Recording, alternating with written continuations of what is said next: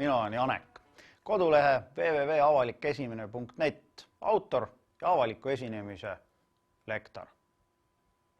Täna räägin ma sulle sellest, mida sa oma kätega esinemise ajal võiksid peale hakata.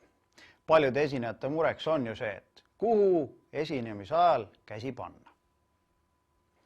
Ilmselt oleks kõige lihtsam see, kui sa enne esinemist saaksid need küljest ära keerata ja kuhugi maha jätta.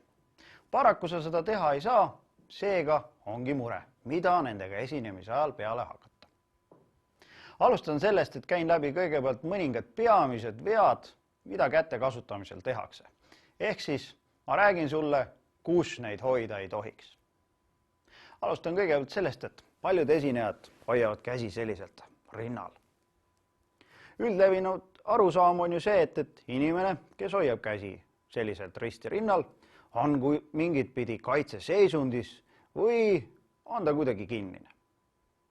Sina ei taha ju oma kuulajatele jätta muljet, et sa oled kinnine või et sa neid mingit pidi kardad. Seetõttu mul aga siit ka soovitus. Esimene põhjus, miks sa käsi risti rinnal hoida ei taha, on see, et mitte valet muljet jätta. Ja teine põhjus muidugi on see, et maru raske on neid siit žestikuleerimiseks lahti võtta. Kus veel käsi hoitakse? Käsi hoitakse sedaviisi ees. Sarnaselt eelmisega, kus me hoidsime käsi rinnal, viitab ka käte ees hoidmine, kas siis selliselt või siis selliselt. Olukorral, et sul on siin ees ebamugav, sa tunned ennast ebakindlalt ja üritad ennast võib-olla mingit pidi kaitsta.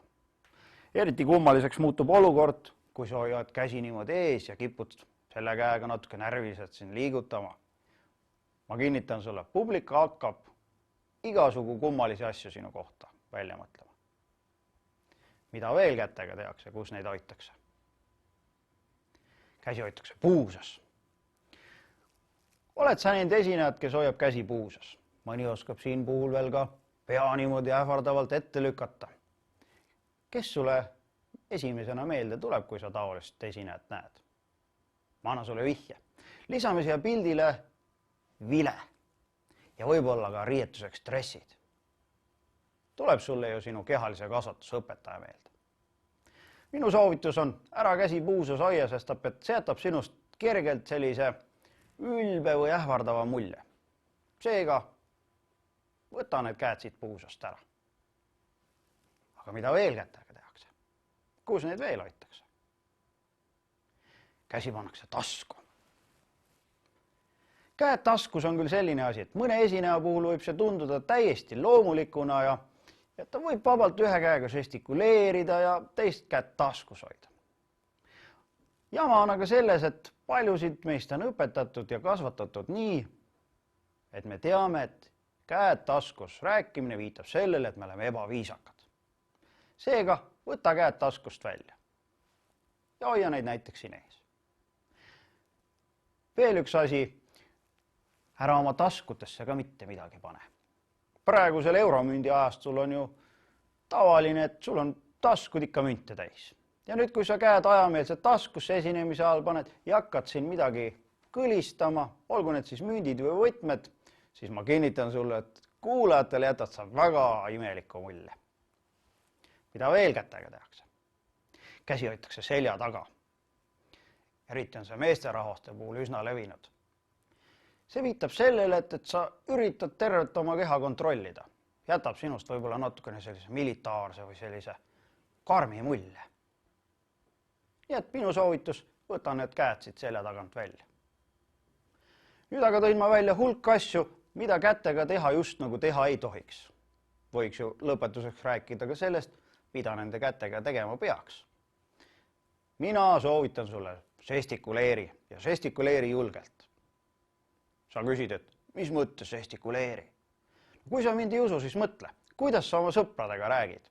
Kas sa žestikuleerid näidates midagi nii või naa? Kas midagi on nii suur või nii väike? Kas midagi on nii suur või nii väike? Või teed sa seda nii, nagu siin lava peal olles, ehk siis mõeldes pingeliselt, kuhu sa neid käsi panna saaksid? Loomulikult sa ju žestikuleerid. Toome sellise näite. Kui ma peaksin sulle rääkima, kuidas ma eile kalal käisin, kas oleks mõistlikum mul rääkida umbes niimoodi? käisin eile kalal. Tõmbasin välja kala, mis on umbes meeter pikk ja tema silm oli päris suur, kaalus umbes 30 kilo, väga raske oli. Või siis ma räägin niimoodi, et käisin eile kalal, saad aru, kala oli umbes meeter pikk.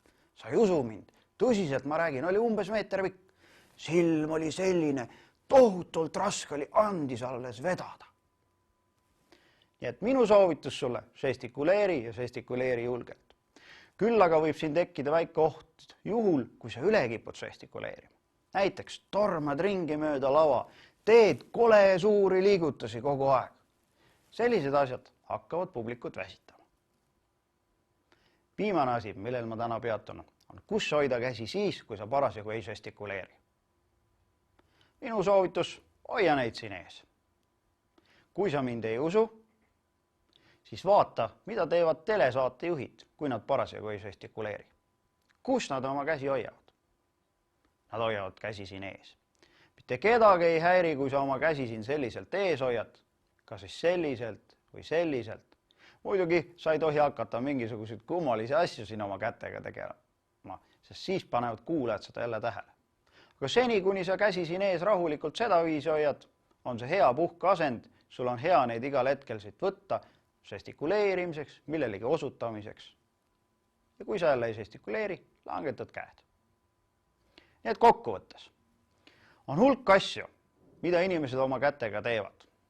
Hoiavad käsi rinnal, käsi puusas, käsi ees, käsi selja taga, käsi taskus, kus iganes. Mida sa võiksid meelde jätta on see, et kui sa neid kuhugi mujale panna ei oska, hoia neid siin ees ja muidugi õpi žestikuleerima. Lähemat infot leiad sa minu kodulehelt www.avalikesinemine.net ja mitte ainult selle kohta, kuidas käsi kasutada, vaid kõige kohta, mis puudutab avalikku esinemist. Kohtumiseni!